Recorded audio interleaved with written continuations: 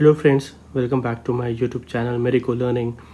Today we will be discussing about the ACLS and the various kind of arrhythmias. Don't forget to like and subscribe my YouTube channel Merico Learning.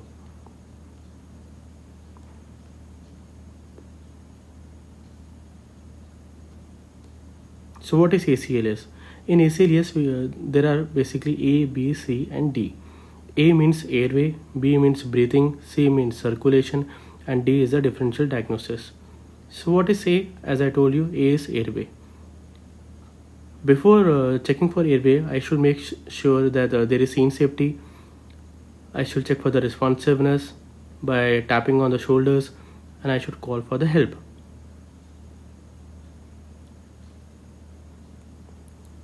Airway. In airway, there is use of head tilt, chin lift and jaw thrust. So basically, I will be doing head tilt, chin lift and jaw thrust. Use of airway adjuncts are always allowed and always preferred. Airway adjuncts are oropharyngeal airways and nasopharyngeal airways, and these are basically used if the patient is unconscious or if the cuff reflex or the gag reflex is absent. So we can use the airway adjuncts. The cricoid pressure should be avoided because it can impede the ventilation and the breathing may be affected. Nasopharyngeal airways are avoided in case of fracture of the base of the skull. Breathing. Breathing is a part B of the ACLS guidelines. We will provide a rescue breath at the rate of 1 breath every 6 seconds. So we will be providing around 10 breaths per minute. So this is part B of the ACLS. C is circulation. In circulation, IV route is always preferred, as you all know guys. IV route is always preferred. But if the IV route is not possible, then intraosseous route can also be considered. So we can use intraosseous route when the IV route is not possible.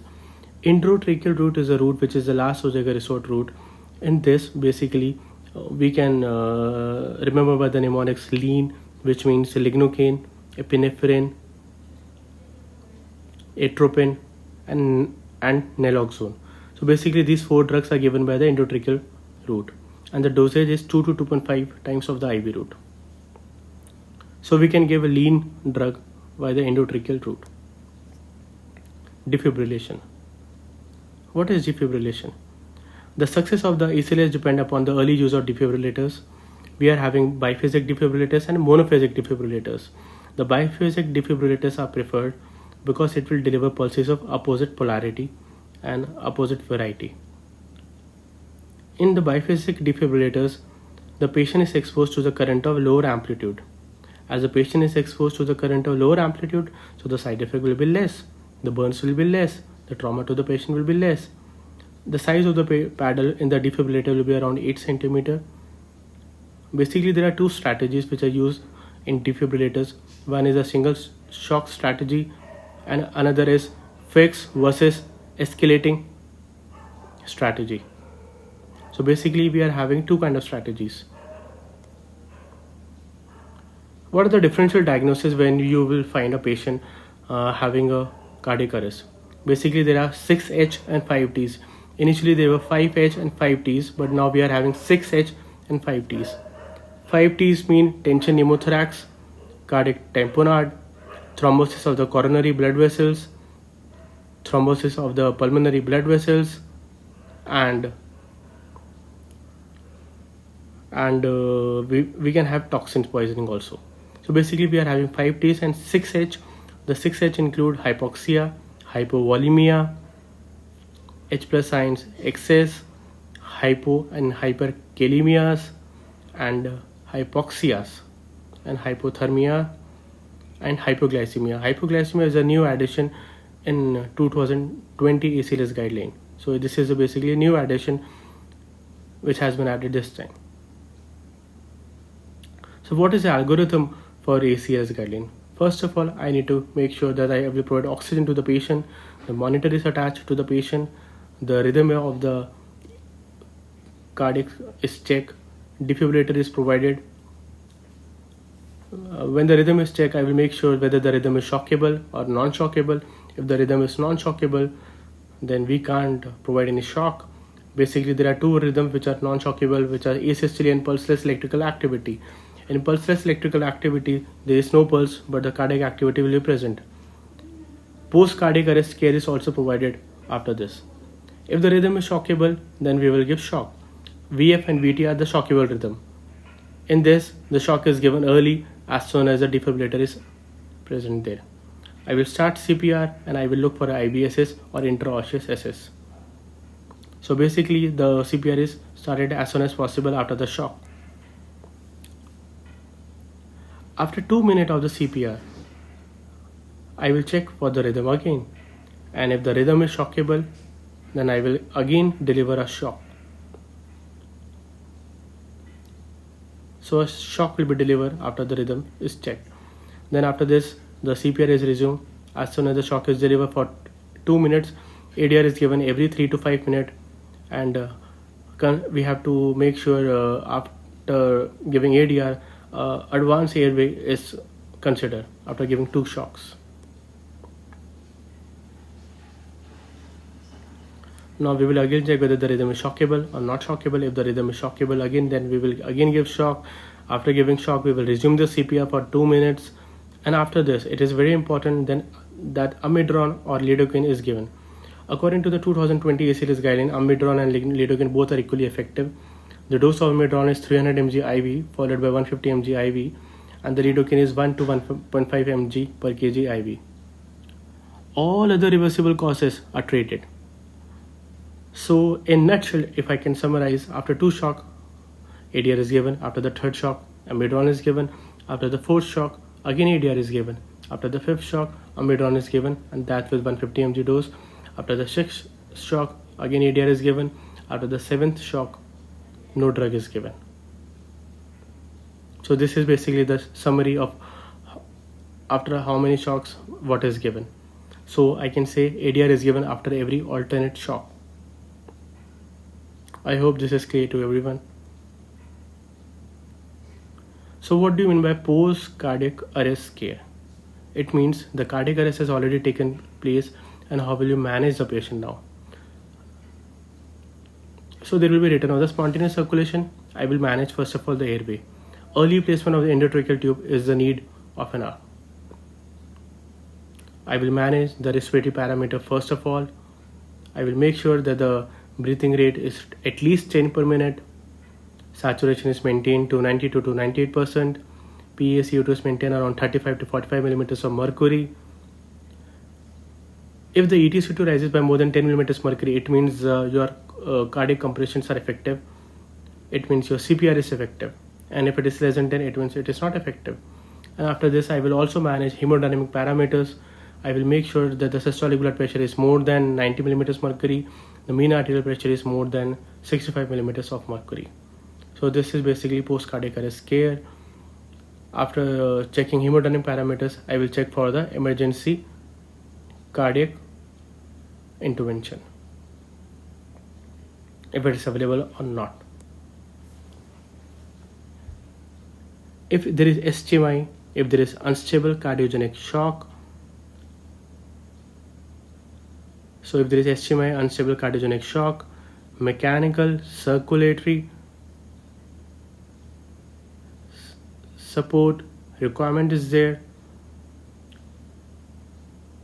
and if the patient is following command or not. If the patient is following command, it means it is good. If the patient does not follow command, it means the patient is comatose. If the patient is following command, it means the patient is awake, and other critical care management has to be followed. If the patient is not following the command, it means the patient is comatose, and targeted temperature management around 32 to 36 degrees Celsius has to be there.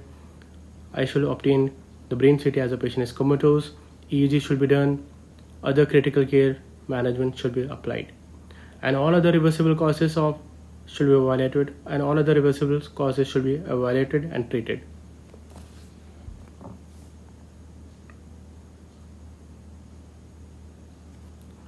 When do you will terminate the resuscitation process? if the witness is not arrested, if the if the witness, if the arrest is not witnessed, if there is no return of spontaneous circulation, if the shock was not delivered. In these three conditions, the resuscitation is terminated.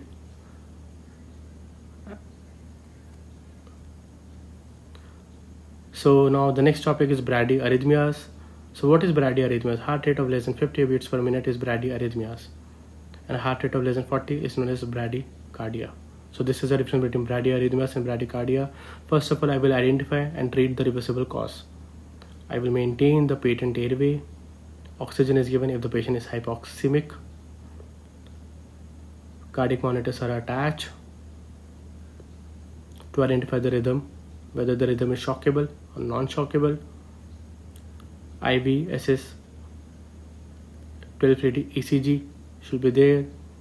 I will first of all make sure whether the patient is symptomatic or not symptomatic.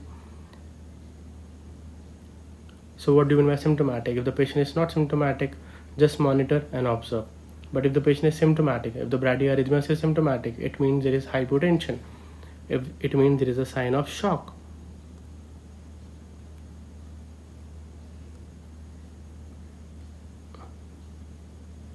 Altered mental status. Because of hypotension, because of shock, there is an altered mental status. There are signs of acute heart failure. It means these are symptomatic bradyarrhythmias. And if there are symptomatic bradyarrhythmias, I will give atropine. But if the atropine is ineffective, then I will do transcutaneous pacing. So if the atropine is ineffective, I will do transcutaneous pacing. I repeat, if it is ineffective, then I will do dopamine infusion. And if it is also ineffective, then I will provide with ADR infusion. And lastly, I will do transvenous pacing. So first atropine, then transcutaneous, then dopamine infusion, then ADR infusion, then transvenous infusion. Initially, the dose of atropine was 0.5 mg IV. Now the dose is 1 mg, maximum up to 3 mg. The dopamine is given 5 to 20 mics per kg IV. ADR is given 2 to 10 mics per kg. ADR is given 2 to 10 mics per minute. Now tachyarrhythmias. What is tachyarrhythmias? Heart rate of more than 150 beats per minute is known as tachyarrhythmias. First of all, I will identify and treat all the reversible causes of tachyarrhythmias. Oxygen, if the patient is hypoxemic, should be provided. The cardiac monitor should be attached. 12-lead ECG should be there. IVSS route should be planned. Now I will make sure I will ask whether the patient is symptomatic or not symptomatic. If the patient is hypotension, if there is sign of shock, if there is altered mental status, and if there is acute heart failure, it means the patient is symptomatic. If the patient has all such criteria, it means the patient is symptomatic.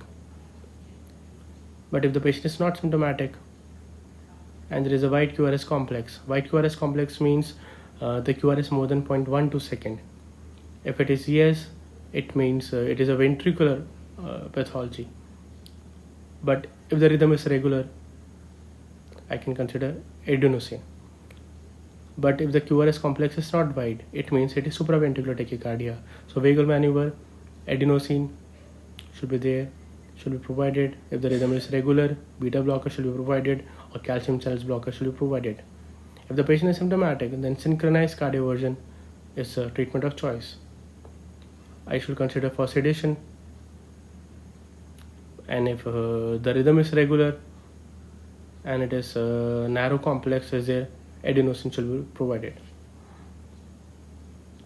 So what are the dosage of adenosine and amiodarone?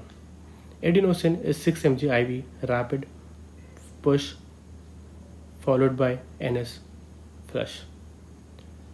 It is mostly given in the vein which is closer to the heart, mostly in the elbows, followed by 12 mg IV. Amiodarone is given 150 mg IV over 10 minutes and followed by the infusion dose of 1 mg per minute, followed by 0.5 mg per minute. For 1 mg per minute is given over 6 hours and 0.5 mg per minute is given over 18 hours. Thank you so much. Please subscribe my channel Medico Learning and please like the video. If you're liking the video, please do subscribe and like it. Thank you so much.